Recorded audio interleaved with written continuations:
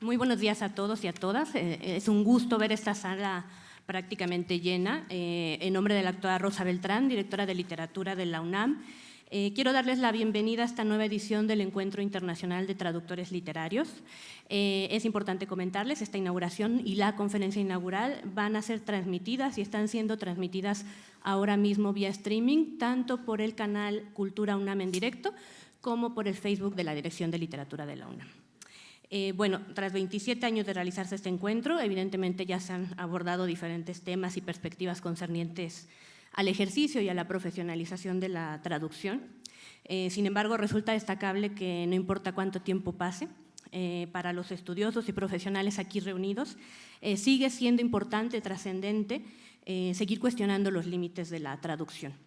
Y resulta igualmente notable que, sin embargo, a pesar de más bien 27, casi 28 años de que se realiza este encuentro, curiosamente estemos reunidos aquí para cuestionarnos durante 3 días el tema de la intraducibilidad. Es decir, la posibilidad de que a pesar de los tiempos tan modernos que corren, aún exista el predicamento de que la literatura se resista a ser traducida. Entonces, bueno, vamos a comenzar. Le cedo la palabra primero a Arturo Vázquez Barrón. Él es, acá lo tengo. Bueno, lo tenía. Soy yo. Arturo, él es presidente de AMETLI, que es la Asociación Mexicana de Traductores Literarios. Sí, muchas gracias, Marta. Buenos días a todos. Qué gusto estar aquí.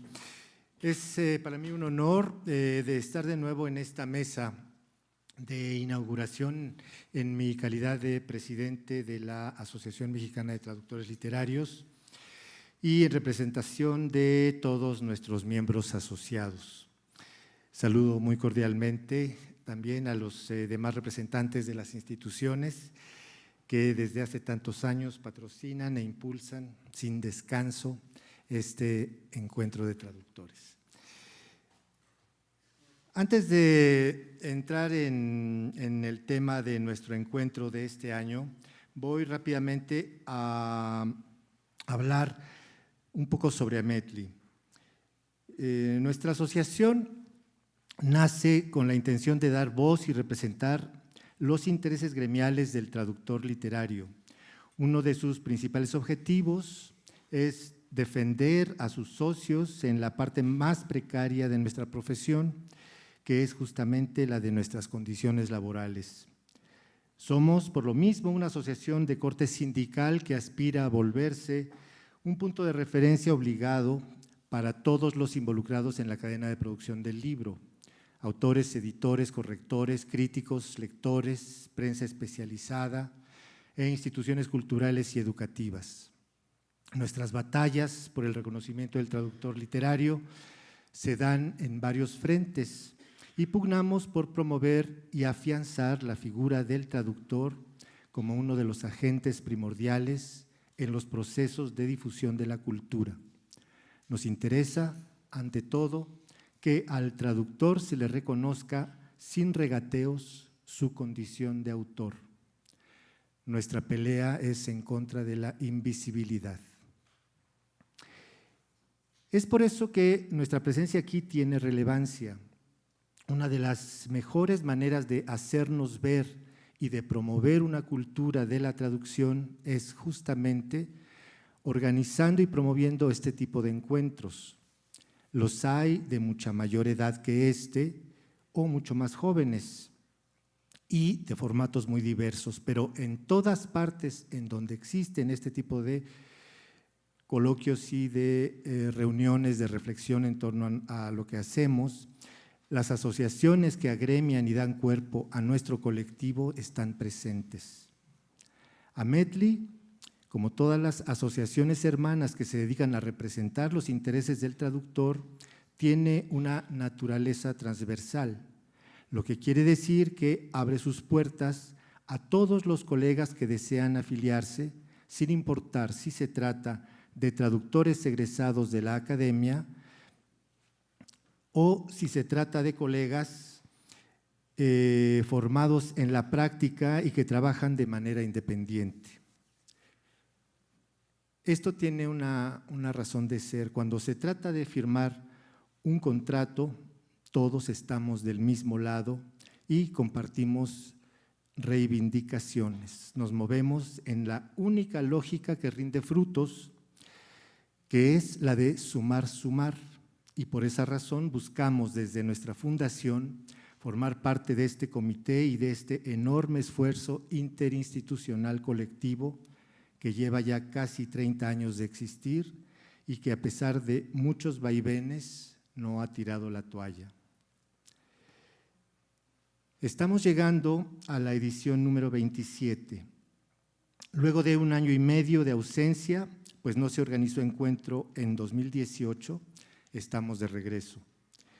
La edición pasada estuvo marcada por la muy trágica y triste circunstancia del terremoto del 19 de septiembre de 2017, a escasas 3 semanas de la fecha de inauguración, que estaba programada para el 4 de octubre.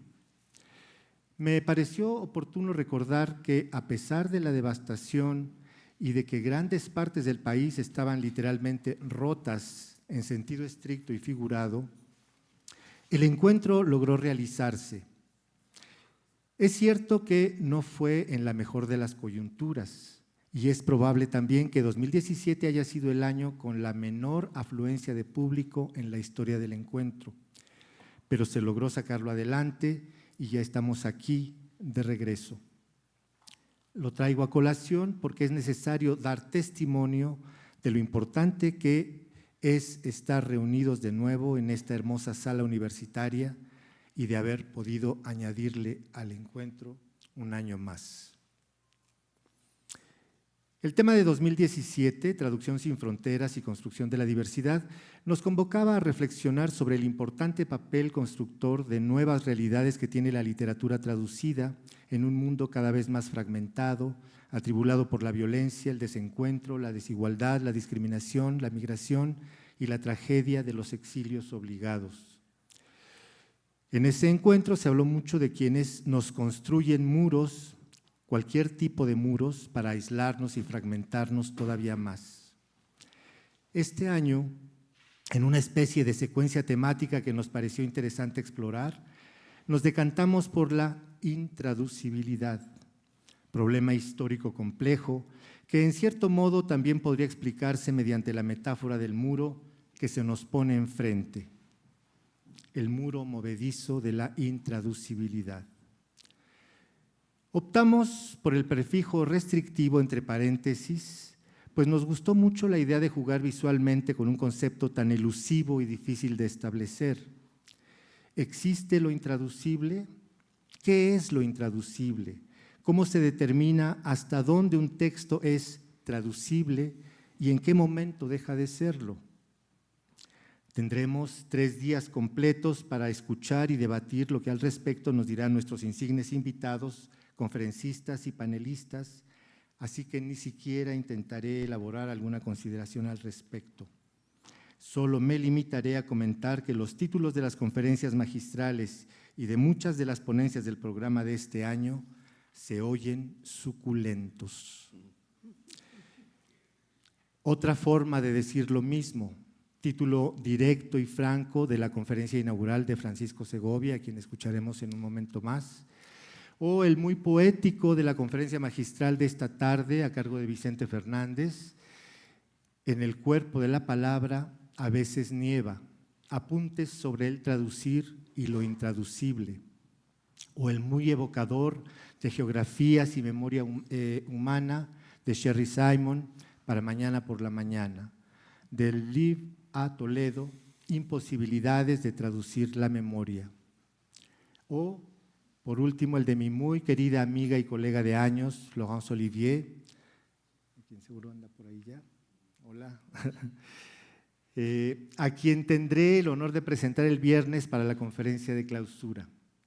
Localismos, glosarios y oralidad en 3 intraducibles y traducidas novelas latinoamericanas.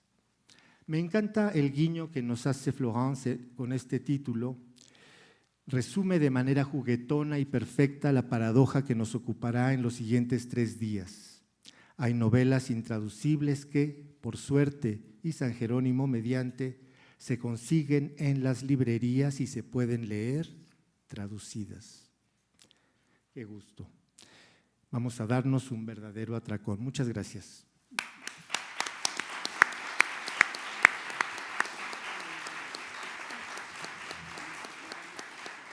Muchas gracias, Arturo. Aprovecho estos minutos para comentarles, recordarles que el encuentro también se va a llevar a cabo el 21 en el Colegio de México y el día 22 en el Instituto Francés de América Latina. Igualmente, ya que Arturo lo estaba mencionando, no quiero dejar pasar esta oportunidad para hacer un reconocimiento al comité organizador por su persistencia, por su tenacidad ante este encuentro.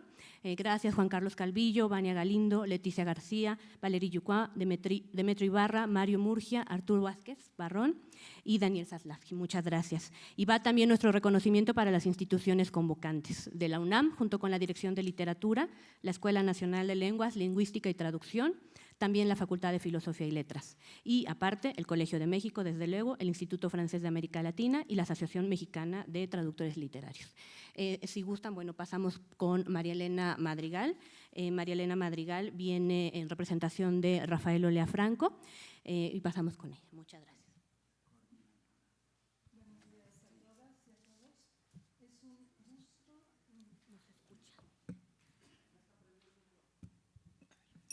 Gracias, Daniel. Bien, buenos días a todas y a todos. Es un gusto mirar de nuevo y saludar con el cariño de todos los años que hemos tenido ya la oportunidad de encontrarnos en este encuentro. Alumnos, exalumnos, profesores, colegas traductores en esta oportunidad. Como coordinadora de la maestría, mi misión es desear unas jornadas exitosas, provechosas, como ya lo dijo Arturo, a partir de una de las grandes paradojas que nos mueven como traductoras. Juan José Arreola decía que lo que no se podía traducir era la poesía de la lengua, pero siempre nos quedamos en ese intento y qué bueno que no se pueda traducir, porque de ese modo intentamos retraducciones, adaptaciones y en buena medida es nuestra razón de ser y de estar en nuestra profesión. Debo agradecer en primer lugar al doctor Rafael Olea Franco, director del CEL del Colegio de México, quien se encuentra también con nosotros, por todo el apoyo incondicional que ha brindado para la realización de este evento. Los fondos que del colegio emanan han hecho posible también la presencia de nuestros conferenciantes plenaristas y la Cátedra Torres Bodet en particular es una de esas instancias que propicia estos acercamientos y estos intercambios internacionales también. Entonces, la maestría tiene como una de sus misiones la investigación sobre la traducción y en esta ocasión contaremos con la participación de algunos alumnos, como yo decía, de algunos exalumnos y también profesores en este encuentro, que espero sea muy provechoso y nos ayude a entender y a encontrar nuevas vetas de investigación y nuevas cuestiones que plantearnos para intentar soluciones, porque este intentar soluciones es parte también de nuestro quehacer y de nuestra reflexión. Entonces, no me resta más que eso, de ser unas jornadas exitosas, provechosas, que las amistades que se encuentren aquí y las que se hagan aquí sean duraderas como el encuentro. Muchas gracias.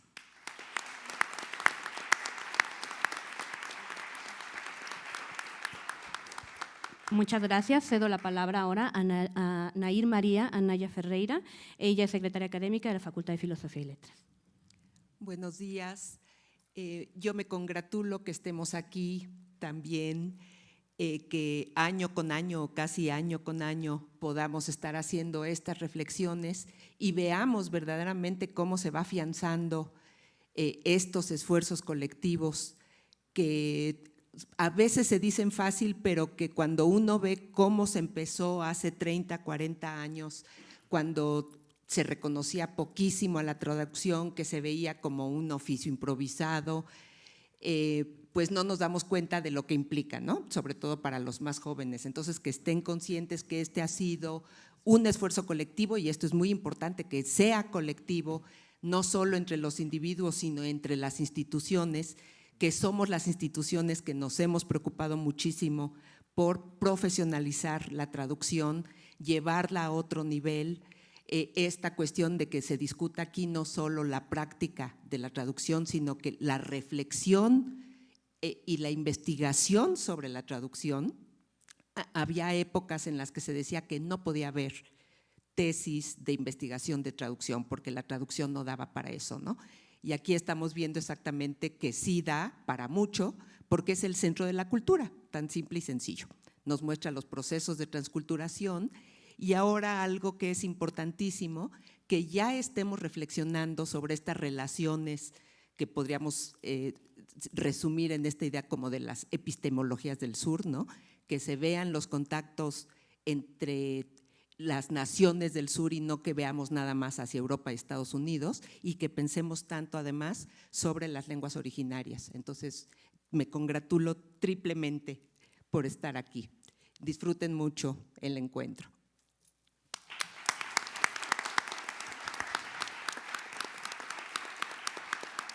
Bueno, le damos la bienvenida a Daniel Zaslavsky, y es representante del comité organizador.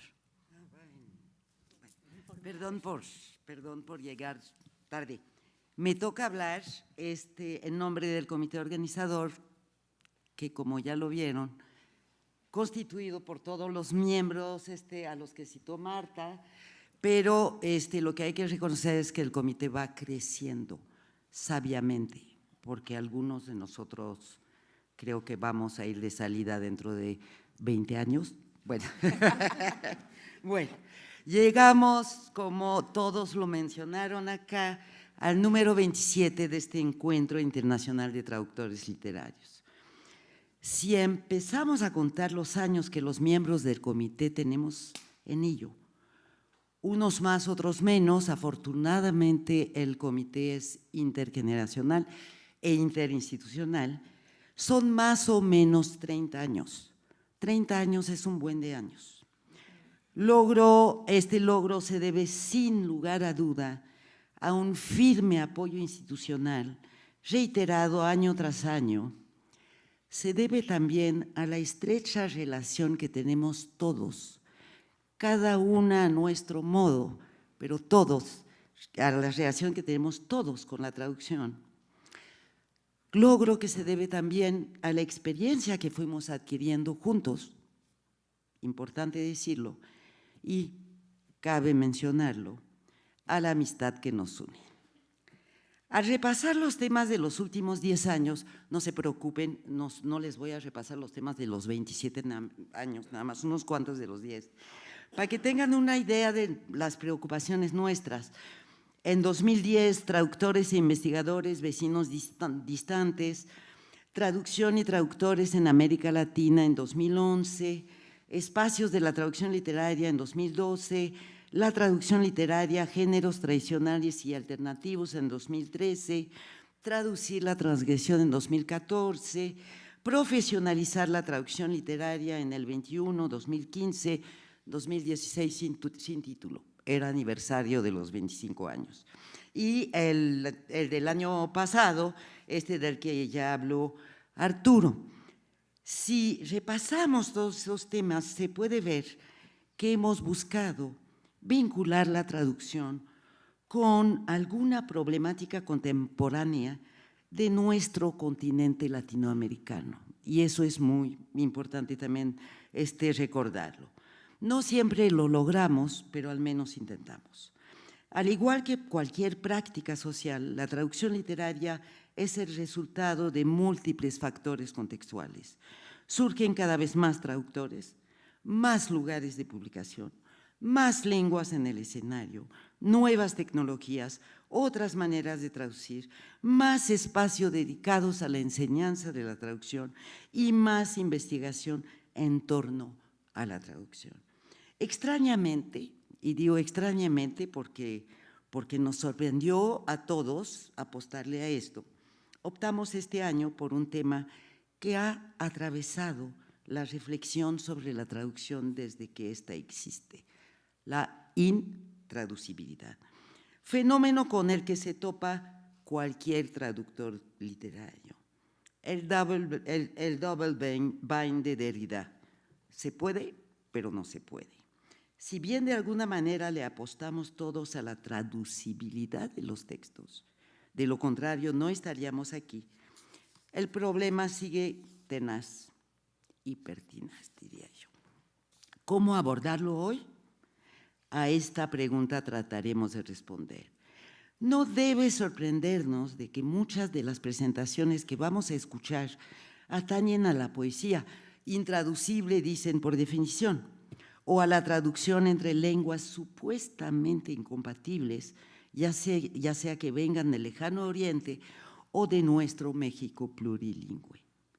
Pero también son varias las presentaciones que atañen a la traducción de textos literarios producidos en lenguas más conocidas y más traducidas, como el inglés, el francés, el portugués, el alemán o el ruso, que siempre presentan algún grado de intraducibilidad. A pesar de haber empezado a convocar relativamente tarde, siempre empezamos tarde, pero bueno, no vamos a cambiar ahora.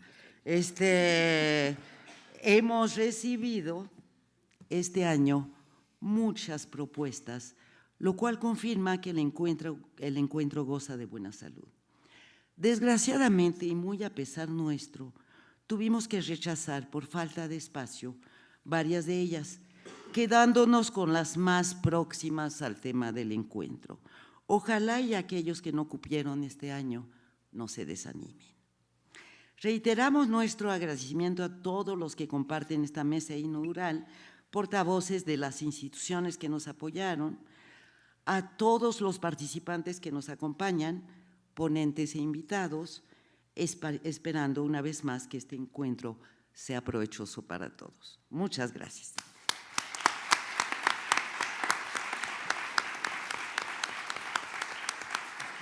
Muchas gracias. Le damos la bienvenida ahora a María del Carmen Contijoch. Ella es directora de la Escuela Nacional de Lenguas, Lingüística y Traducción de la UNAM. Gracias. Buenos días. Distinguidos miembros del Presidium, estimados traductores, profesores y estudiantes de traducción. Al leer el título de esta edición del Encuentro Internacional de Traductores Literarios, confieso que, como no es mi especialidad la traducción, vengo del área de lenguas, me pareció un tanto paradójico, por decirlo menos, que el tema de un evento cuyo propósito es reunir a traductores e investigadores de la traducción para discutir su trabajo sea la intraducibilidad. Pensé, ¿en dónde estoy? ¿Me estaré perdiendo de algo? En efecto, parece contradictorio que alrededor de esta labor milenaria y al mismo tiempo tan presente en nuestra vida diaria, como ya acabamos de escuchar, existe una polémica tan profunda e insoluble como la que evoca el título del encuentro. La palabreja, pues, tiene incluso su propia entrada en Wikipedia y conste que no estoy recomendando para nada porque está prohibido en la academia recurrir a Wikipedia. Pues que los traductores se cuestionan si es posible hacer lo que diariamente hacen. ¿No habrá otra explicación? ¿Será que el encuentro marca el inicio de una horrible sociedad distópica en la que los traductores abandonan su labor abdicando en favor de Google Translator? ¿O es el nombre de una nueva era en la que a la falta de lectores corresponde una carencia de traductores? Escenarios trágicos como estos cruzaron mi mente, hasta que después de una mirada al programa empezó a disipar mis dudas. Pasado el primer momento de pánico, advertí que en primer lugar el sospechoso color grisáceo que en la tipografía del programa separa el prefijo in de la palabra traducibilidad, que es un astuto juego tipográfico, pensé que como los traductores cuestionan, ¿a quiénes los cuestionan? Ya empiezo a imaginarme por dónde va a ir todo esto. Luego, los títulos de algunas ponencias fueron alimentando esta idea. No estamos ante una amenaza de huelga indefinida, ni ante una sentencia que nos regresa a la antigua distopía de babélica. La tal palabrita sí es odiosa, pero en el programa aparece asociada con expresiones mucho más amables y esperanzadoras, evocadas de mundos más bien utópicos como reinvención, reescritura, transculturación, renovación del lenguaje, libertad, entre otras. Aún estaba disfrutando pausadamente de esa agradable sensación que nos invade siempre que algo en un principio se anunciaba un tanto terrible y que revela su naturaleza luminosa, cuando me topé de dos frases esclarecedoras: traducción de lo indecible, y 3 intraducibles y traducidas novelas latinoamericanas. Ahí está, de eso se trata. No habrá una queja interminable sobre las dificultades del oficio, ni un estéril coloquio sobre oscuros conceptos inaccesibles al profano. Lo que el programa parece ofrecernos es más bien un conjunto de demostraciones de la manera en que los traductores literarios se enfrentan cotidianamente al espectro.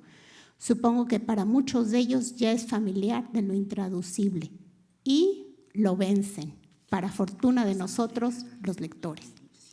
Imagino entonces que los organizadores de este encuentro han propuesto la intraducibilidad como un punto de partida para la reflexión sobre la forma como en la práctica cada traductor vuelve posible lo imposible. Son muy astutos, ¿no es así? Dicho de otra manera, y para que se comprenda cabalmente mi extrañeza inicial, este encuentro promete ofrecernos una deliciosa degustación de platillos, imposibles de cocinar. ¿Verdad que suena raro? Para finalizar estas breves consideraciones, permítanme terminar con una cita del poeta austríaco Udo Kawasser, que a propósito de la intraducibilidad dice lo siguiente: todos los que creen en el juego de palabras de traductor traidor y hablan de una imposibilidad general de traducir obras literarias, nunca estuvieron en una librería o biblioteca, o no toman en serio a los lectores que lloraron con Doctor Zhivago de Pasternak, se rieron con El Quijote de Cervantes o hicieron brillar sus cartas de amor con sonetos de Shakespeare en traducción bien entendida. Quiero felicitar al comité organizador por su incansable labor y por sorprendernos cada año con temas tan novedosos e interesantes. Les doy la más cordial bienvenida a nuestros invitados internacionales y les deseo a todos un muy, muy fructífero encuentro. Muchísimas gracias.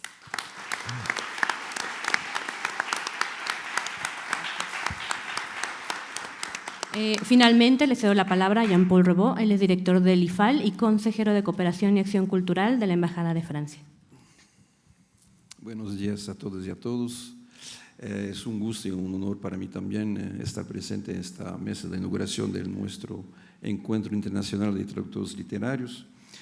Y para nosotros también motivo de orgullo ser parte del esfuerzo interinstitucional para organizar en México este encuentro, en el que se dan cita a traductores, escritores, investigadores, profesores, estudiantes, tanto mexicanos como extranjeros.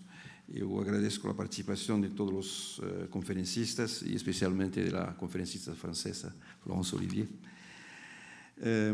Estoy seguro que este encuentro de traductores ha ayudado en todos estos años a sentar las bases sólidas y perdurables de una cultura de la traducción en México.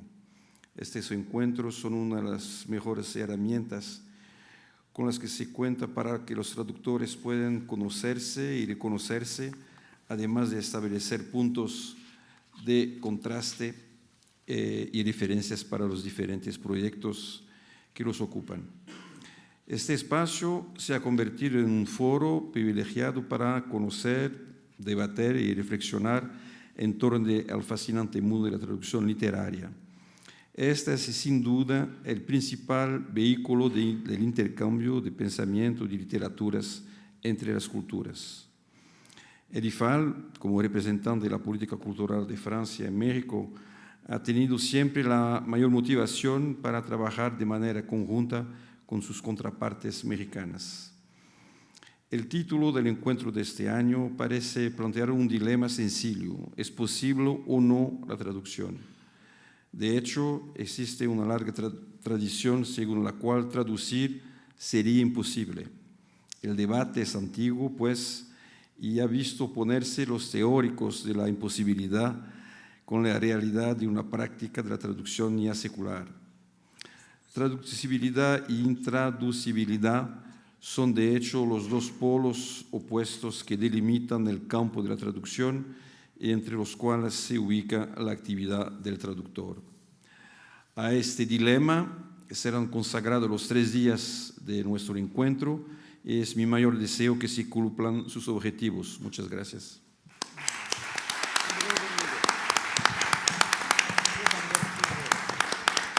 Muchas gracias a todo el panel. Bueno, vamos a darle pie al protocolo. Les pido por favor que se pongan de pie. Y bueno, en nombre del comité organizador, en nombre también de la Dirección de Literatura de la Coordinación de Difusión Cultural de la UNAM y de la doctora Rosa Beltrán, directora de Literatura, y siendo las 10:07 del miércoles 20 de marzo de 2019, es un honor para mí dar por inaugurada la edición número 27 del Encuentro Internacional de Traductores Literarios. Bienvenidos sean todos a la UNAM y que toda esta serie de conferencias y talleres les sean muy beneficiosos y exitosos a todos ustedes. Muchas gracias.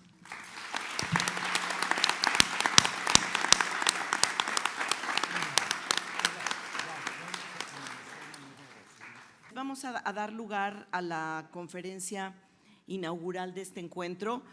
Quiero decir que para nosotros es un orgullo que inaugure este encuentro uno de los más destacados traductores mexicanos. Es una manera de dar así también la bienvenida a nuestros invitados extranjeros, a los estudiantes que nos acompañan, a los ponentes, a los investigadores, a todo el público. Para quienes no lo conocen, yo sé que para los profesionales todos conocemos a Francisco Segovia. Voy a leer una muy breve ficha, una muy breve ficha biográfica. Francisco nació en la Ciudad de México, actualmente es redactor y corrector del Diccionario del Español de México, que es un proyecto en el que colabora desde 1978. Actualmente también es secretario de redacción de la revista Otros Diálogos, ambos proyectos del Colegio de México. Él ha participado además en otras obras lexicográficas monolingües como la Enciclopedia Británica, el Fichero de Dudas del Español de México, el proyecto de gramáticas y diccionarios en lenguas indígenas de Chiapas, así como en algunos diccionarios bilingües, inglés-español, español-inglés, el Oxford Spanish Dictionary, el diccionario Pocket de Longman y Richmond, y entre otros.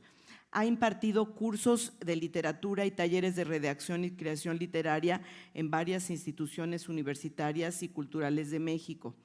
Francisco colaboró regularmente en algunos programas de televisión sobre la lengua española, en Borrón y Cuenta Nueva de la televisión mexiquense, en textos y pretextos del Canal 22, un programa que era conducido por don Ernesto de la Peña, y en el Gimnasio y Barra de Letras también de Canal 22. Él trabajó como corrector del editorial Versal de Barcelona, así como en algunas revistas y suplementos literarios de México. Ha formado parte del consejo editorial de algunas revistas, la Orquesta Diagonales Fractal, y en otras ha tenido secciones fijas como Envuelta, en Librero y en el periódico de poesía. Él ha publicado traducciones en varias editoriales mexicanas y españolas, en el Fondo de Cultura, en Versal, en Anagrama, en Círculo de Lectores. Quiero mencionar que en 1998 el International Board on Books for Young People, IBI Internacional, lo incluyó en su honor list por la traducción El libro apestoso de Bebet Cole, que publicó el Fondo de Cultura Económica, que es un libro infantil, obviamente. Es autor de un libro para la enseñanza del español en las escuelas secundarias en México, que se llama Orillas del Español, que publicó Santillán en 2003. Además, Francisco es poeta y ensayista. En tal calidad obtuvo diversos reconocimientos y becas. Él, en su calidad de miembro del Sistema Nacional de Creadores, ha sido jurado y tutor en el programa de becas para jóvenes creadores. Sus últimos libros, solamente voy a mencionar dos, en poesía es De Xeret, Agua y Al Quinto Sol, y en ensayo Detrás de las Palabras y Grumo, entre muchos otros que ha publicado. Dejo con ustedes a Francisco Segovia.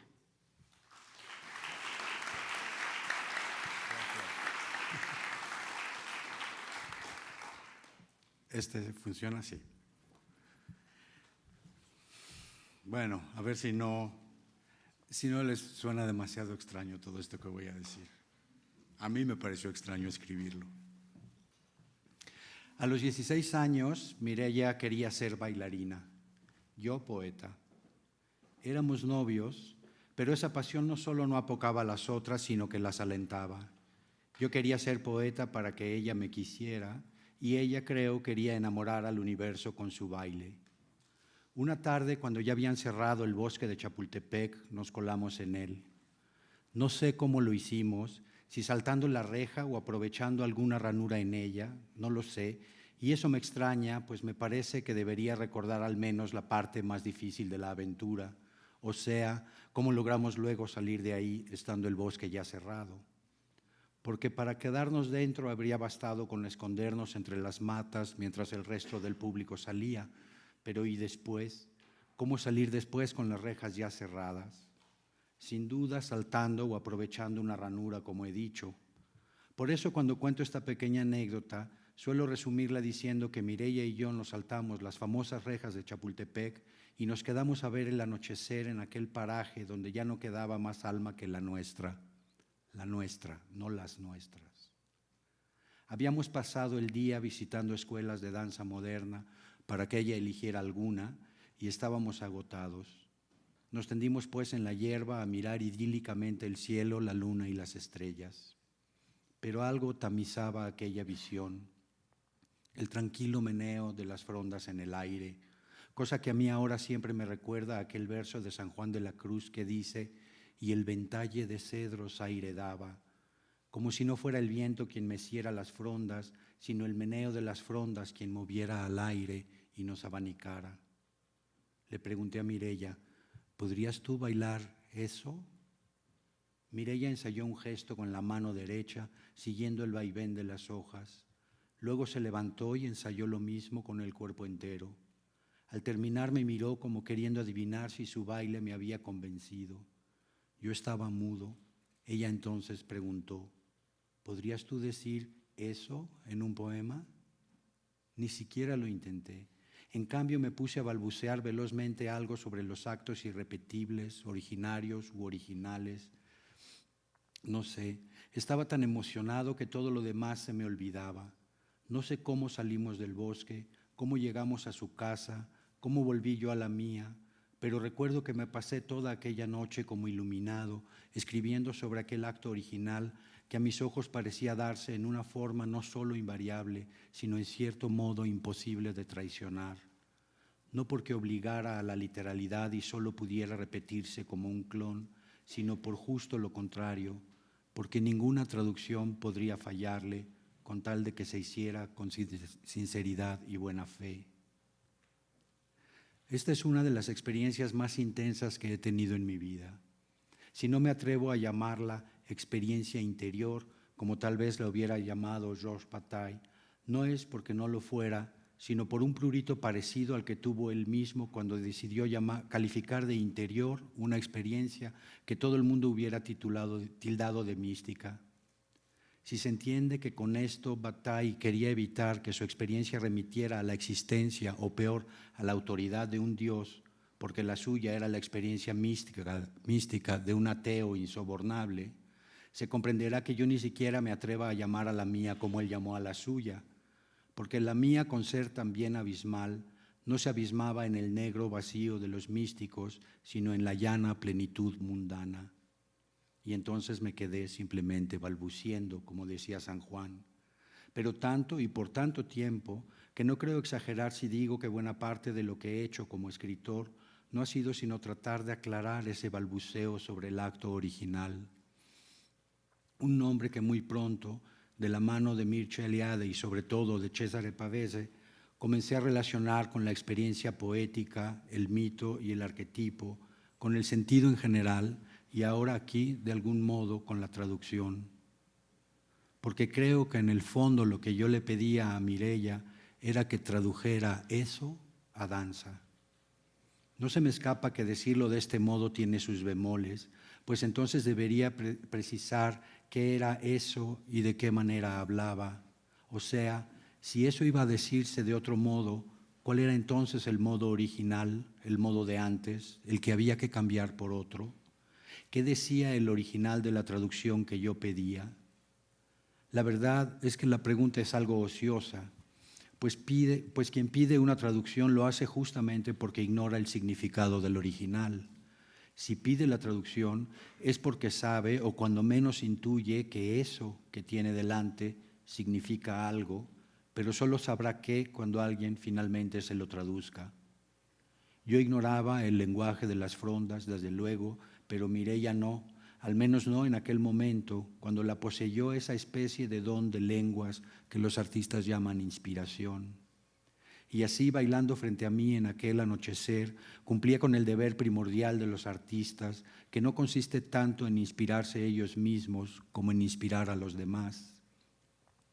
Yo desde luego estaba atónito, absorto, ido, o todo lo contrario, estaba recién llegado a ese tiempo de pura concentración que es hilo tempore, a ese lugar increíblemente denso que es hilo locus, esa especie de sede donde me parecía que habitaba el misterio de la significación. Es decir, estaba yo mismo inspirado. No atendía sino a esa emoción, sin preocuparme de averiguar si venía del meneo de las frondas, del gesto de la mano, de la milagrosa comunión entre ambos, de la situación idílica en mitad del bosque, de mi disposición a dejarme arrasar por todo eso. Cuando comencé a relacionar esta experiencia con el mito, comprendí que daba casi lo mismo decir que las cosas de veras valiosas son siempre originales y no cambian ni se gastan, y por eso nos parece que las hacemos siempre por primera vez, en cuyo caso Mireia y yo éramos Adán y Eva, que decir que siempre las hacemos por segunda vez, pues fue un Dios quien instituyó su valor y su sentido al hacerlas Él por vez primera, y entonces cada pareja repite el primer amor. Una frase del diario de Pavese se me quedó grabada desde entonces. Una vez es azar, dos destino. Pavese declaraba en ella una derrota amorosa que consideraba fatal y definitiva, pero a mí la frase me permitía ver cómo sus ideas sobre el mito encarnaban en su vida personal y además me hacía pensar que aquello que yo estaba llamando acto original no era muy distinto de lo que él llamaba destino. Un destino que no debe verse desde luego como la solución de un misterio, ni mucho menos como el saldo que deja una vida al acabarse, sino como el sentido todo de esa vida presente no solo en su final, sino en todos sus momentos. Es esta, creo, la idea que tenían los griegos del destino, la misma a la que los chinos de Li Ching aludían al hablar del carácter de una persona, una idea que los románticos tuvieron que sacar de la mazmorra donde el cristianismo la encerró durante casi 2000 años y que se ve a las claras en la noción de amor fati, tan importante en el pensamiento de Nietzsche. Este amor fati, este amor al destino, podría usar como lema el subtítulo de uno de sus libros, Cómo llegar a ser lo que se es. Pero también estos dos versos de Sem Tov, si non es lo que quiero, quiera yo lo que es.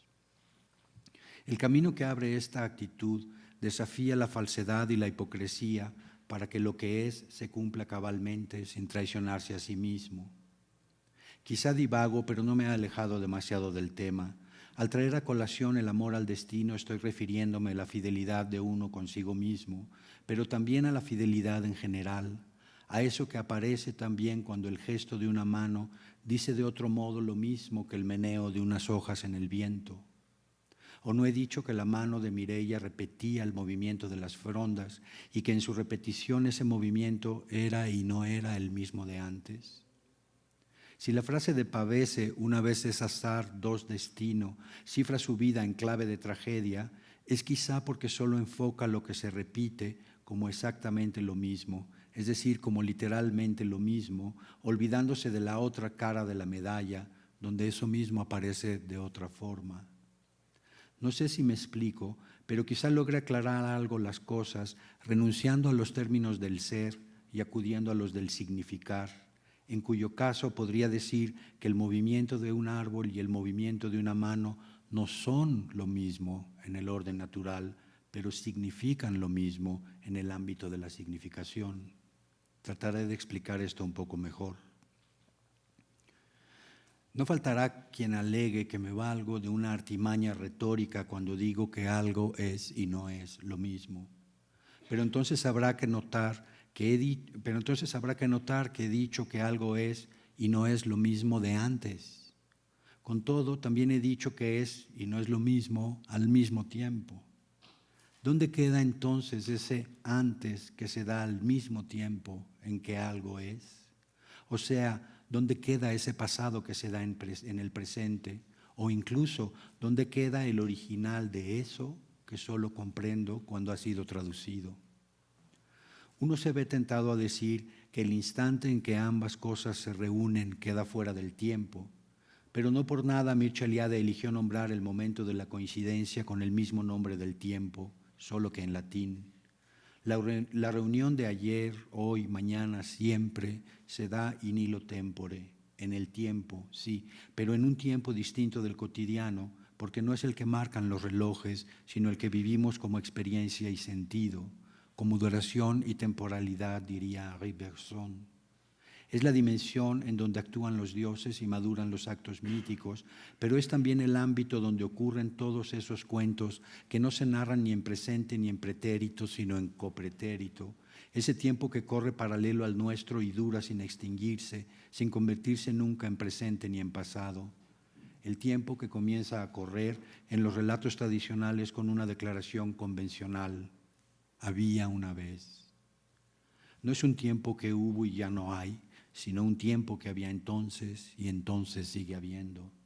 El de un reino que no existió, sino que existía, durando sin término en su propio tiempo. Ya se ve que es difícil decir esto sin salirse de los términos temporales en que estoy tratando de expresarlo, pero puedo zafarme de ellos para decir lo mismo de otro modo. Por ejemplo, así: había una vez un joven poeta que sintió de golpe no el transcurso de las horas, sino el sentido del tiempo, su hondura y su espesor. Dicho con Eliade, sintió más que el tiempo illo tempore. Pero piénsenlo ustedes un poco. He dicho que lo sintió, no que lo entendió, y aún menos que pudo ponerlo en palabras. Y he dicho además que ese sentimiento vino dado por el gesto de una mano que repetía el vaivén de unas ramas en el bosque. También he dicho que al ver esto en acto, el poeta olvidó el antes y el después. ¿Cómo entonces hubiera podido él afirmar que el movimiento de la mano repetía el del árbol si no venía detrás de él? Para el poeta, el movimiento de la mano no era un derivado del meneo del árbol, sino otra forma del mismo. No sabría pues decir si aquello era creación, imitación, interpretación o traducción. En cualquier caso, la respuesta a este enigma es menos importante que la pregunta sobre él, pues aceptar que tiene sentido plantearla implica algo que a muchos les parecerá francamente escandaloso, a saber, que el movimiento de las frondas quería decirles algo a los novios en el bosque. ¿Es que los bosques de veras hablan?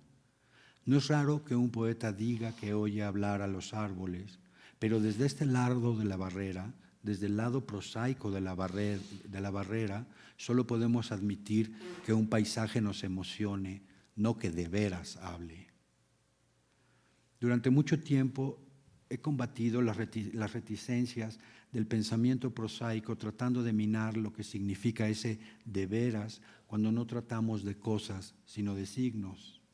Y podría hacerlo de nuevo ahora mismo, diciendo, por ejemplo, que de veras no significa lo mismo en el tiempo que in illo tempore, pues al abandonar los términos cotidianos del antes y el después para concentrarnos en ese avatar del tiempo que es la significación, abandonamos el mundo del ser y entramos en el del significar, donde no siempre es lícito identificar lo verdadero con lo verificable, ni el sentido con el significado. Sí, podría insistir en esa clase de argumentos, pero hoy preferiría aprovechar algunas de las ideas de Alison Gray y Stephen Mithen para describir de qué manera la bailarina le traducía al poeta eso, no sé qué, que el bosque le decía a ella sin palabras. Una imagen común identifica al poeta con Adán, que se aposenta en algún sitio prominente del Edén y mira desfilar ante él a todas las criaturas. A medida que pasan las va señalando y les va poniendo un nombre, como si les colgara del cuello una etiqueta: tlacuache, huachichila, caballo, caballa, zanate. Pero el origen del lenguaje fue probablemente algo distinto. Según alegan Gray y muchos de los colaboradores que reunió en su libro The Transition to Language, no es probable que el lenguaje humano haya comenzado simplemente por designar las cosas, nombrándolas de una en una. Y así, para formarse una imagen coherente del asunto, Gray reúne y entrelaza todo lo que las ciencias saben hoy sobre los requisitos que debieron cumplirse para hacer posible el lenguaje humano. El bipedalismo, por ejemplo, porque afectó la posición de la laringe y con ello transformó el aparato fonatorio de los monos en el de los homínidos y de paso nos convirtió en un animal que se atraganta. Pero además puso a nuestros ancestros en el camino de perder el pelo del cuerpo y reconfiguró sus huesos, que ahora eran aptos ya no solo para caminar, sino sobre todo para correr, lo que nos dio esos grandes músculos que los simios no tienen, las nalgas. Pues en esta visión los homínidos recorrían las sabanas africanas cazando y recolectando lo que podían, sí, pero eran sobre todo carroñeros y tenían que andar a salto de mata en busca de carroña fresca, si esto puede decirse. Cosa que cambió dramáticamente con el dominio del fuego, que les permitió cocinar la carne y conservarla por más tiempo, pero además los proveyó de los nutrientes necesarios para que su cerebro fuera aumentando de volumen, desarrollando nuevas redes neurales y con ellas nuevas capacidades. Como se ve, el libro de Gray reúne el conocimiento de paleontólogos, antropólogos, psicólogos, etólogos, neurólogos, ingenieros en informática, etcétera, etcétera, etcétera. Todas sus investigaciones son interesantes, pero hay algunas verdaderamente sorprendentes, como la de Kazuo Okanoya, que estudia el canto de los pinzones y concluye que este constituye un sistema combinatorio tan rico y complejo como el de una lengua, pero que no juega un papel en el ámbito de la comunicación, sino en el del cortejo y la selección sexual, lo que le permite formular una tesis muy arriesgada, de cepa declaradamente chomskiana, la de que la sintaxis pudo haber evolucionado independientemente de la semántica. Otra de las contribuciones sorprendentes es la de la propia Alison Gray, que compara el sistema comunicativo de los primates con el de los seres humanos. Según ella, un mono que alerta a su grupo sobre la presencia de un depredador, un águila digamos, no lo hace mentando el nombre del animal, pues los monos no ponen nombres a las cosas. No, el grito de alerta del mono no quiere nombrar al águila, tiene en cambio la intención de hacer que sus compañeros dejen lo que estaban haciendo y corran a esconderse, es decir, quiere inducir un comportamiento determinado, de donde Gray colige que esos gritos son mensajes manipulativos y por eso deben interpretarse como comandos, no como palabras. De este modo, el mono no grita «águila, águila», sino que expresa algo más complejo que yo intentaré traducir ahora a una oración despojada de la adrenalina y la urgencia del caso. Según Gray, el grito con que el mono alerta a su grupo dice más o menos: «Queridos monitos, se cierne ahora sobre nosotros la amenazadora sombra de un águila. Así que convendría buscar algún refugio en prevención de un ataque». Exagero, desde luego, pero lo hago para señalar que la abundancia de información que contiene mi expresión puede analizarse en partes discretas que tienen funciones específicas. El águila es un sustantivo, cernerse es un verbo, etc. Mientras que en el lenguaje de los monos esto mismo se dice empleando una expresión que no puede analizarse en elementos discretos. Elementos que en el lenguaje humano pueden separarse de una oración para usarse en otra que diga algo completamente distinto. No, en el grito de alerta de los primates no podemos reconocer una parte que se refiera al águila, otra que se refiera al grupo, una más que indique correr o protegerse. A juzgar por el comportamiento que el grito induce en el grupo, podemos inferir que su mensaje contiene toda esta información, pero sin separarla en unidades discretas, y en esas unidades discretas y distintas que llamamos palabras. Los mensajes de los monos son, pues, bloques únicos que expresan comandos únicos, uno contra el águila, otro contra la serpiente, etc. Como no son analizables, Ray los llama mensajes holísticos y propone que antecedieron con mucho a la aparición de las palabras. Uno podría suponer que estos mensajes conformaban un sistema de señales, no un verdadero lenguaje, pero Ray lleva las cosas mucho más lejos y no solo parece tratar las señales como verdaderos signos, sino que argumenta que su forma de significar está viva todavía, como puede verse en el llamado lenguaje formulaico. Para sugerir la forma en que Ray imagina el modo en que funcionan las alertas de los monos, podríamos usar una locución. Digamos, pues, que el mono que previene a su grupo sobre un peligro le ordena poner pies en polvorosa. ¿Conocen la expresión? Es que luego me he topado con que no muchos la conocen. ¿Sí? Ok. Aclaremos de una vez que esa locución significa correr, huir.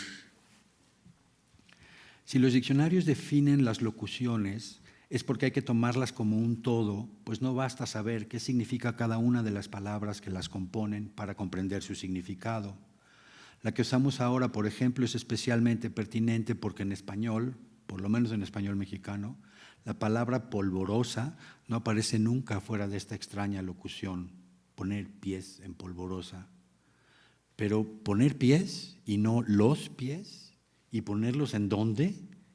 ¿No nos bastaría entender polvorosa como sinónimo de polvo para adivinar que poner pies en polvorosa no significa lo que literalmente dice, sino que quiere decir algo completamente distinto? No comprender esto llevó a un famoso error. El traductor de The Skin of Our Teeth, una pieza teatral de Thornton Wilder, no se dio cuenta de que su autor echaba mano de una locución que significa algo así como por un pelito, y la tradujo palabra por palabra como la piel de nuestros dientes. Título absurdo con el que aún se conoce la obra en español. No sé si Ray tenga razón en todo esto, pero su descripción de los mensajes holísticos como parte del camino a las palabras me recuerda la evolución de la escritura, que comenzó retratando cosas por medio de dibujos y terminó retratando palabras mediante letras. El salto es abismal. Pasa de representar lo que el ojo ve sin clasificarlo a lo que el oído oye clasificándolo. De paso, miniaturiza la escritura. Si al principio había un pictograma para cada cosa, entonces los pictogramas debían ser tantos como cosas hubiera en el mundo y habría que aprender a trazarlos todos de uno en uno. El sistema alfabético no funciona así. Representando los sonidos de la lengua en vez de las cosas del mundo, reduce su repertorio a apenas unos cuantos trazos que se combinan entre sí para formar cualquier palabra. Por eso, un chino común puede poner por escrito en promedio 3,000 palabras que debe aprender a trazar de una en una, mientras que un hablante del español le basta con conocer las menos de 30 letras de su alfabeto para escribir cualquier palabra de su lengua. Usando los términos de Ray, podría decirse que la escritura pictográfica era holística, como los mensajes de los monos, y que evolucionó en dos ramas distintas, aunque una de ellas puede verse como el desarrollo ulterior de la otra. Los ideogramas chinos y los glifos mayas, por ejemplo, esquematizaron los pictogramas originales, pero muy pronto comenzaron a rodearlos de diacríticos para guiar de algún modo la manera en que el signo se realizaba en la pronunciación. La rama alfabética aprovechó sin duda el camino inaugurado por esos diacríticos y, olvidándose por completo de la representación de la cosa, atendió solo a las sílabas y luego, tras un esfuerzo analítico, a las letras, a los átomos, decían Sócrates y Platón. La evolución de la escritura puede verse, pues, como trasunto de la evolución que llevó del protolenguaje de los homínidos a la lengua analítica del Homo sapiens. Con todo, hay que advertir que este símil deja a las lenguas actuales en el nivel de los ideogramas, que combinan dos sistemas distintos, el visual y el auditivo, del mismo modo en que las lenguas modernas combinan, según Ray, los mensajes holísticos y las palabras.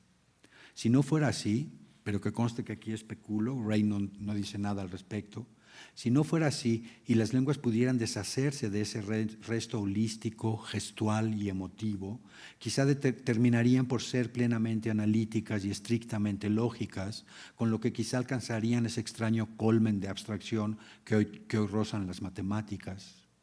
Lo digo porque a estas alturas las matemáticas ya no pueden separarse de su escritura, que ha llegado a tal extremo de complejidad y refinamiento que no puede leerse en voz alta sin riesgo de dejarnos balbuciendo. Y aquí cabe una pregunta radical. ¿Qué cosa transcribe una escritura en la que ya no es posible distinguir la transcripción, lo transcrito de su transcripción? Si puede decirse que la escritura matemática ya no remite a algo externo a ella misma, ¿no podríamos suponer que se trata de un lenguaje con todas las barbas?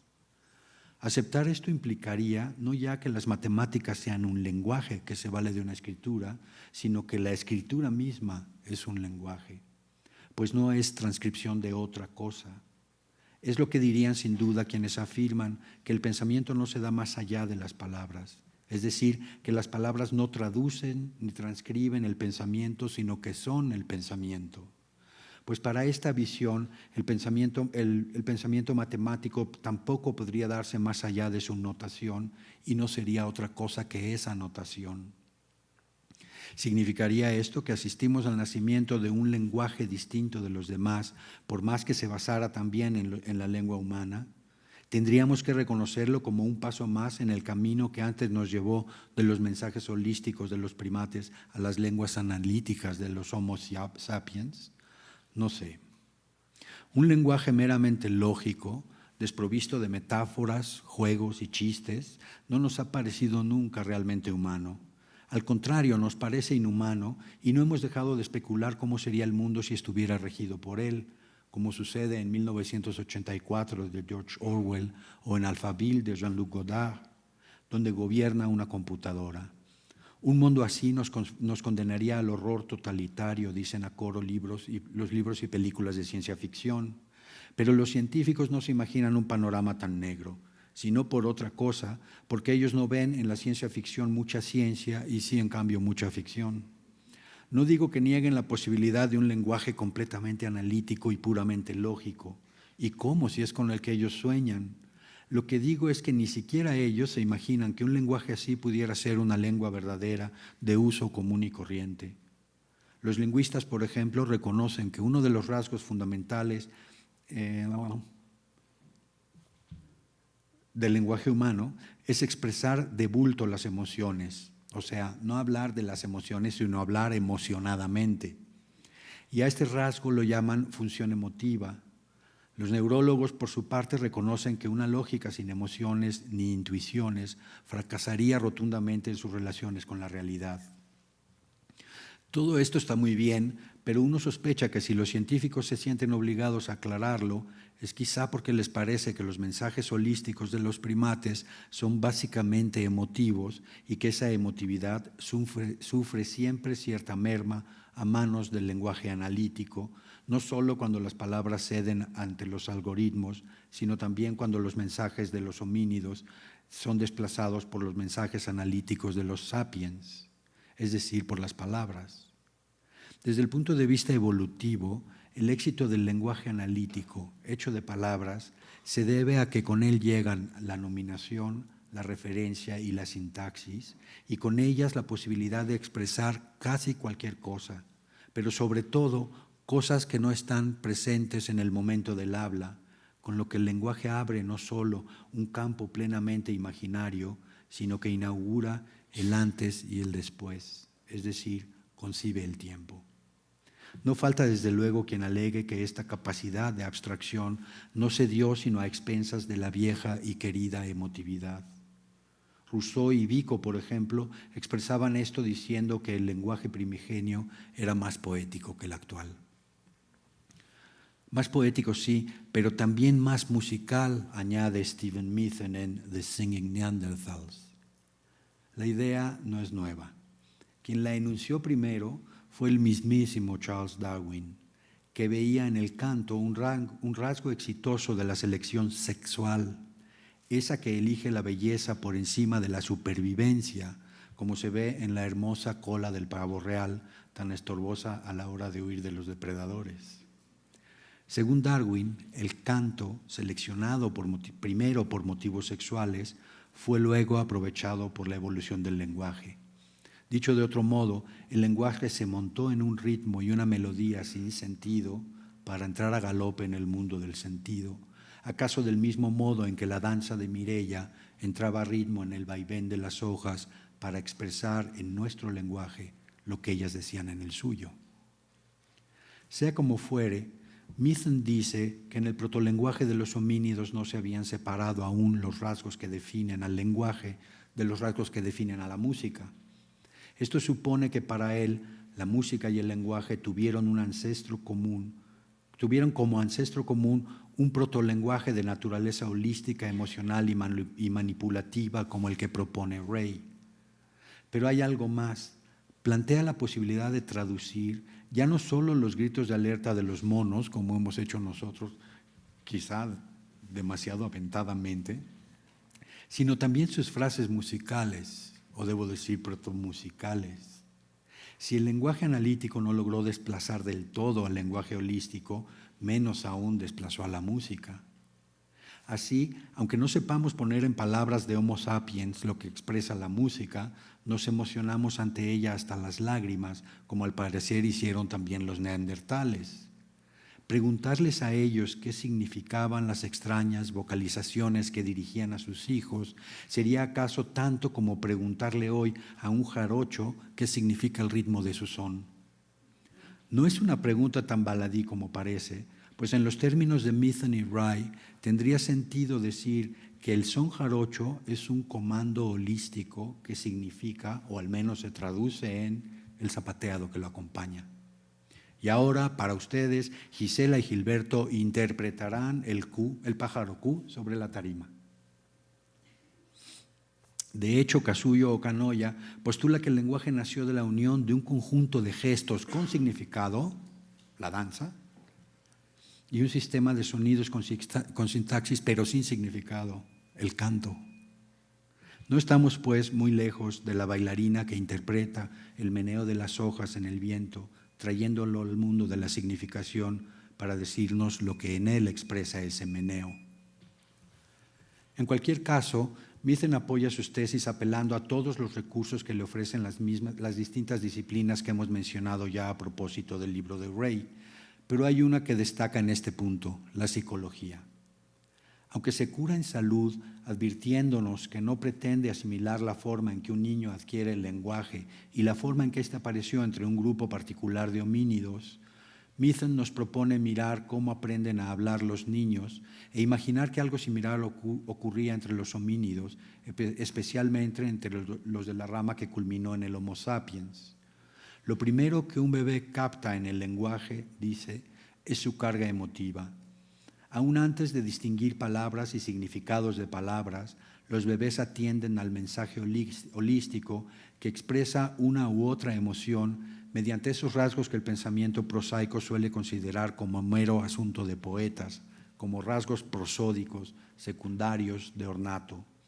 Me refiero al tono de la voz, a su volumen, su eufonía, a la melodía. No es que los psicólogos hayan pasado por alto la importancia de la función emotiva de la lengua, es que Mithen hace ahora algo más, extiende esa función a la música. No dice simplemente que la música de los homínidos expresaba emociones.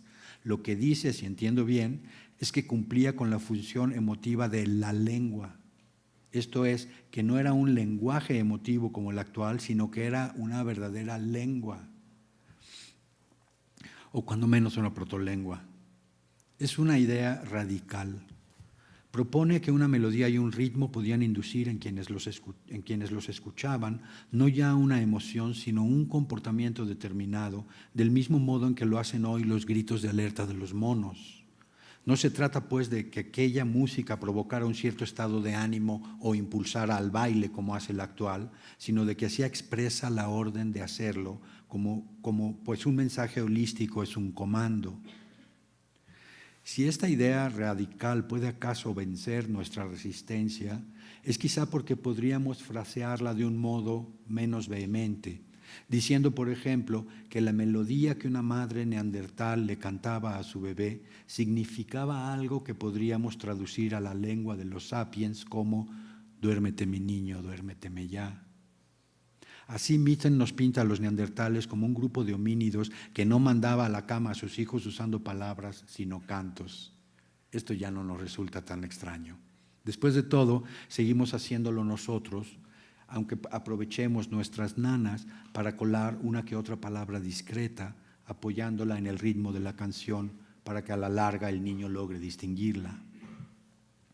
Este apoyo en el ritmo me recuerda a aquellos casos de afasia en que la persona afectada no puede decir palabras, pero puede en cambio cantarlas, como se ve en el libro de Oliver Sacks, Musicofilia.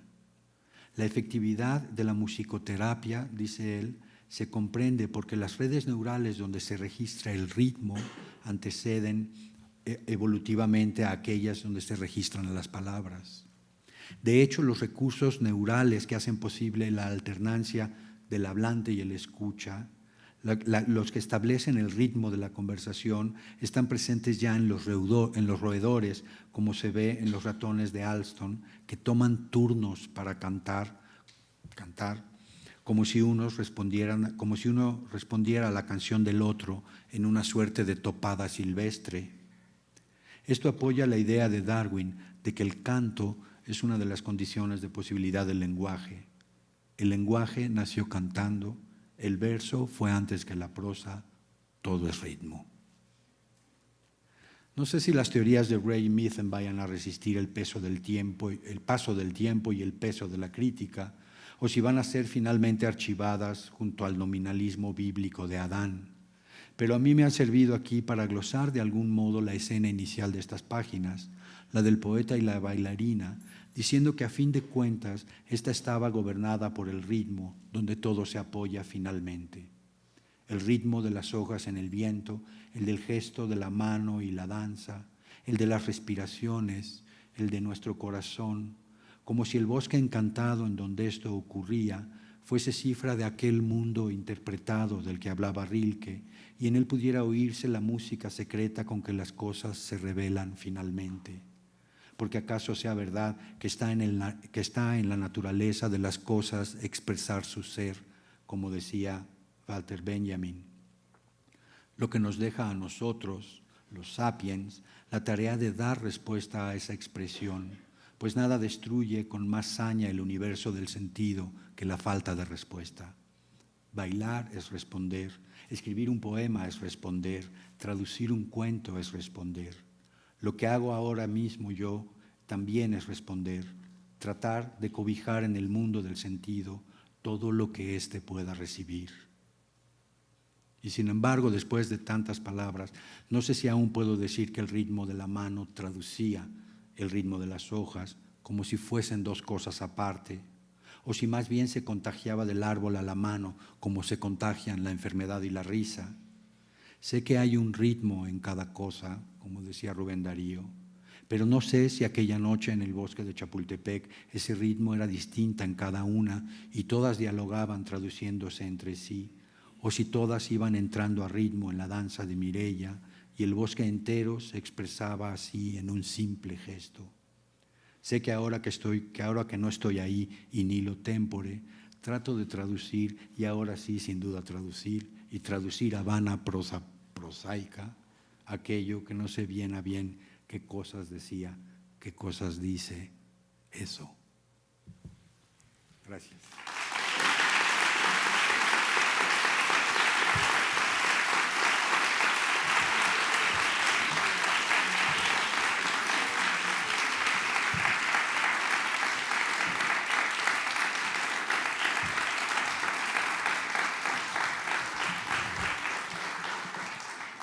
Muchas gracias, Pancho. De nada. Muchas gracias por esa magnífica manera de introducirnos a estos 3 días de reflexión sobre la intraducibilidad, la traducibilidad, como tú dices, más a un nivel más literal que lo que tú nos has ahorita compartido. Muchísimas gracias.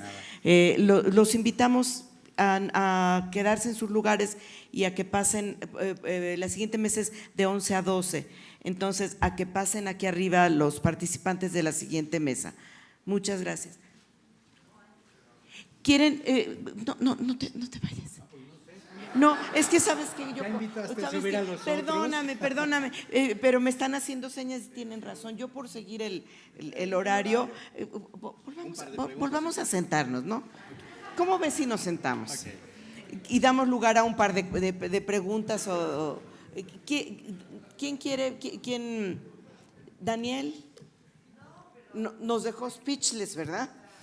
Que nos dejó speechless. Con muchas inquietudes. A ver, por favor.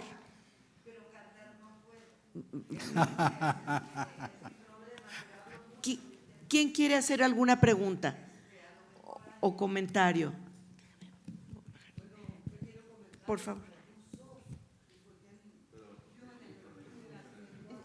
Espérate un momentito, por favor.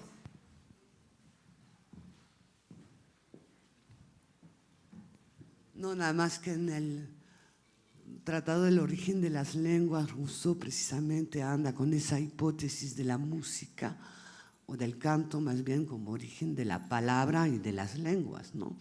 Entonces, antes de Darwin todavía. Y bueno, pues muchísimas gracias por lo rítmico, porque sí sabemos que no solo es lo emotivo, sino la codificación del ritmo, lo que es difícil de traducir, sino intraducible. Bueno, gracias, Pancho.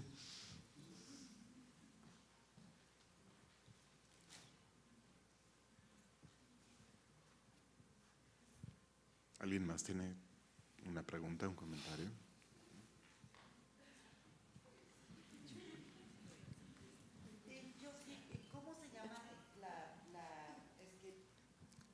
Alison Ray.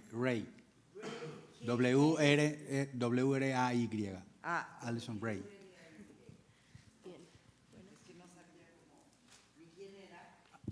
Es una investigadora de la inglesa de la Universidad de Reading o algo así, si no me equivoco, pero hizo una antología con trabajo sobre… Ese libro se llama The Transition to Language. O sea, sí, o sea, ¿qué saben los evolucionistas desde todos los campos que debió ocurrir? ¿Qué piensan que debió ocurrir? ¿No? Pues gracias por la conferencia, muy bonita, emocionante. Y yo me preguntaba, como persona que lee poesía y que también intenta escribir y que en algún momento va a querer traducir, intentar… la poeticidad de la poesía se encuentra en el ritmo o está en muchas partes, en el todo, en la creación, en la recreación en la mente de las personas al leerlas, de nosotros traductores, futuros traductores, al encontrarla en otra configuración o de dónde viene, si solo es música o si también está en la propia metáfora de la palabra que está ahí en el lenguaje. ¿De dónde sale?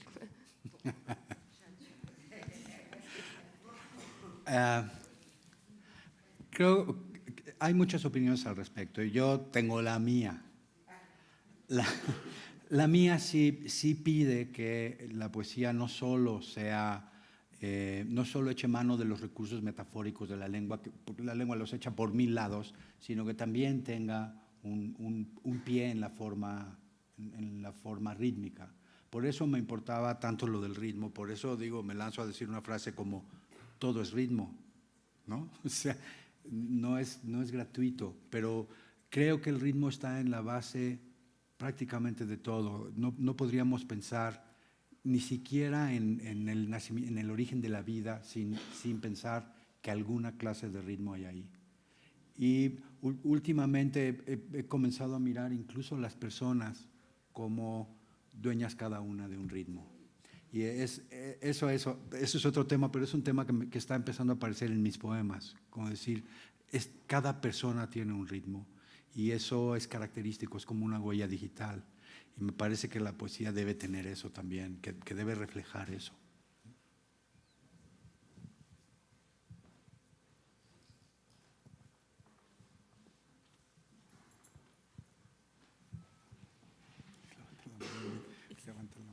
Hola, muchas gracias por las hermosas palabras. En verdad me quedé como, no sé, con la boca abierta, con el hocico abierto.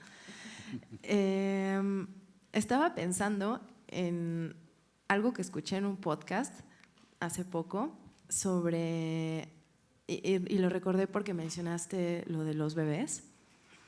Me parece que cuando son todavía pues muy pequeños, su aparato auditivo funciona diferente al nuestro que ya está desarrollado. Entonces ellos tienen esta capacidad que tienen los murciélagos de la ecolocalización y perciben los sonidos distinto. Entonces escuchan lo que, no solamente las voces y los sonidos que están a su alrededor, sino que escuchan el rebote de esas voces y de esos sonidos en las paredes y en los objetos que los rodean. Y conforme la madre o quienes lo rodean le hablan y le hablan más y como que empiezan a interactuar más con él, comienza a distinguir ese sonido particular de todo lo demás que le estorba. Entonces ya es como cuando empieza a descifrar los códigos y empieza a percibir el lenguaje como lenguaje y como significado, ¿no? Entonces, con esto del árbol y de la mano y de la danza, esto me hizo pensar en que hay como un paralelismo en ello, como que creo que el enunciador y quien lo escucha, el que percibe y el que manda el mensaje, tienen como una evolución convergente, ¿no? Bueno, yo me permito decir aquí unas cuantas cosas, digamos que en calidad de poeta, no en calidad de científico. Si nos pusiéramos un poco más estrictos, desde luego, no me sería fácil defender que de veras hay una traducción entre el movimiento de la hoja y el movimiento de la mano.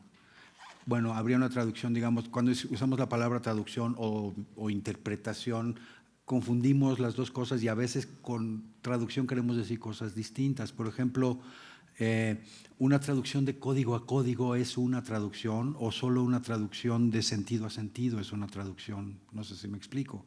O sea, porque una traducción de código a código puede ser un proceso meramente mecánico. Es lo que pasa entre la luz y el negativo de una fotografía.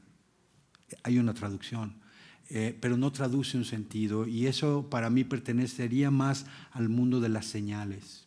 Lo que yo trataba de hacer, ahora sí, desde el punto de vista del poeta, es cómo, que me parece que podemos imaginar el proceso de la humanización de los simios de esa manera, una manera de traer al mundo del sentido algo que en principio no tiene sentido o no parece tenerlo.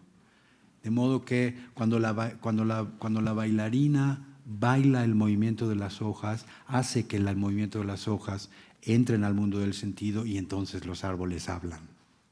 ¿Me explico? Pero eso, claro, tiene que estar visto desde el punto de vista del poeta más que desde el punto de vista para lo otro, aquí chocaría, por ejemplo, brutalmente la lingüística chomskiana que usan casi todos los investigadores de este libro con las ideas de Piaget, por ejemplo, pero Piaget estaría más de ese lado de cómo reorganiza el mundo el niño a medida que va creciendo y va deshaciéndose de un montón de sus posibilidades. De hecho, o sea, los bebés tienen un rango de auditivo, digamos, que les permite aprender cualquier lengua que se le pongas delante, ¿no? Unos aprenden chino, otros aprenden ruso, otros aprenden español, ¿no?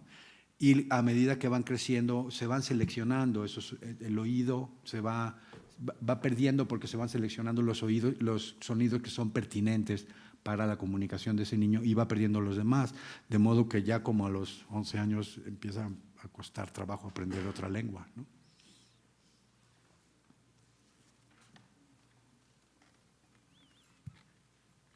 Muchas gracias. Quiero nada más cerrar con una pregunta rapidísima. En tu larga trayectoria como traductor, ¿te has enfrentado a algo que digas, prefiero no traducirlo porque no encuentro? No quiero usar la palabra intraducible, pero es una pregunta rápida, sin mucha reflexión. ¿Te has enfrentado con algo que digas, prefiero no traducirlo porque no encuentro una palabra? En el último número de Otros Diálogos hay un experimento de traducción que hicimos entre varios, entre ellos Juan Carlos Calvillo, que anda por aquí. ¿Ya se fue? Por ahí anda. 12 traductores tradujimos un mismo poema de Yeats, y hay que ver todo lo que pasa ahí. Está publicado en 2 números de Otros Diálogos, pero se puede consultar todos en línea, ponen Otros Diálogos y aparece. Y yo ahí me ahorré un pedazo de un poema y ahí explico por qué.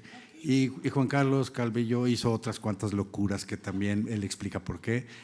Todos los traductores, bueno, los que quisieron, porque se ofrecía la posibilidad de justificar o hacer una nota, un comentario, cada traductor a su traducción. No todos aprovecharon la oportunidad, pero los más locos como Juan Carlos y yo sí. Gracias.